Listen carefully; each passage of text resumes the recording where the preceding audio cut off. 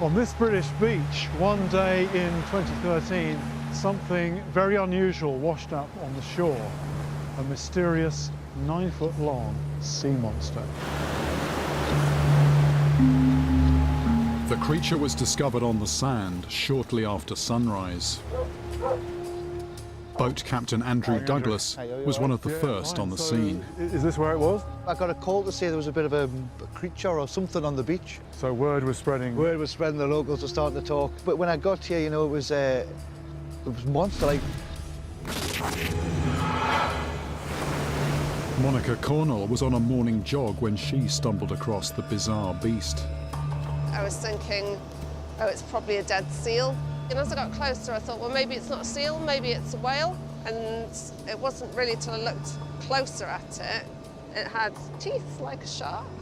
It was enormous. It was like Jaws or something. The discovery sent shockwaves through the quiet seaside community. Initial consensus was that it was some kind of monster shark. But what kind exactly?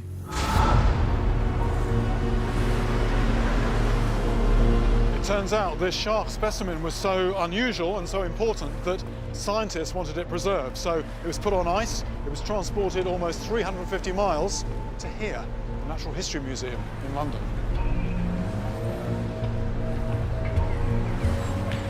I've been granted permission to go behind the scenes to the tank room, which houses one of the most important fish collections in the world.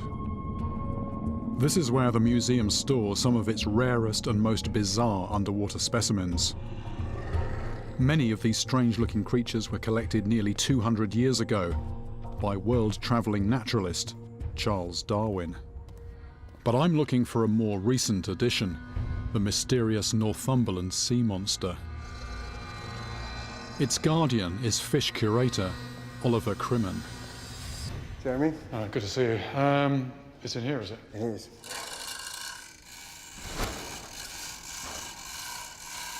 I'm about to come face to face with the creature from the beach.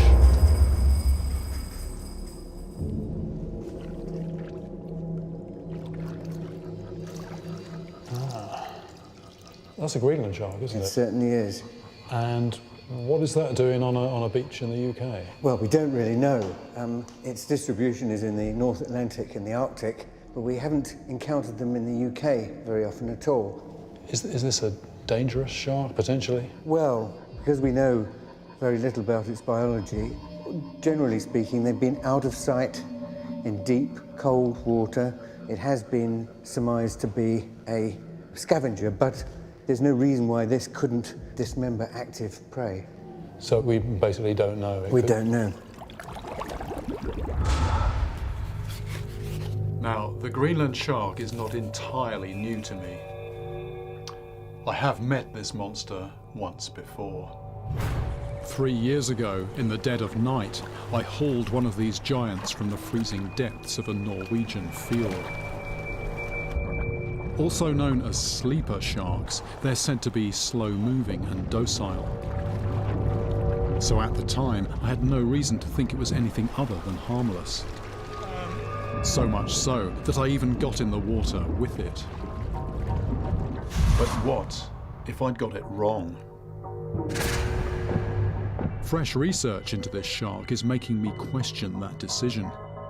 These little-known sharks can grow to the size of a great white, and they bite with 4 times as many teeth.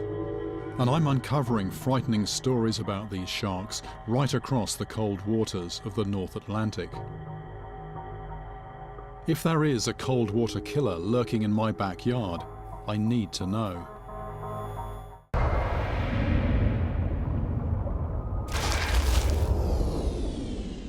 Thanks for watching. If you enjoyed this video, don't forget to like the River Monsters page.